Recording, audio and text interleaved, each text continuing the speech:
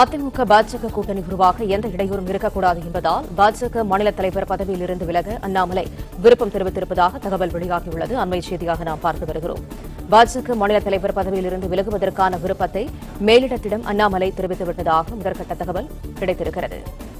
பாஜக மாநில தலைவர் பதவியிலிருந்து விலக முன்வந்துள்ள அண்ணாமலைக்கு புதிய பொறுப்பு வழங்குவது குறித்து மேலிடம் தீவிர பரிசீலனையில் உள்ளதாக தகவல் வெளியாகியுள்ளது. விவரங்களை ராஜகுமரன் தொடர்ந்து வழங்க கேட்கலாம்.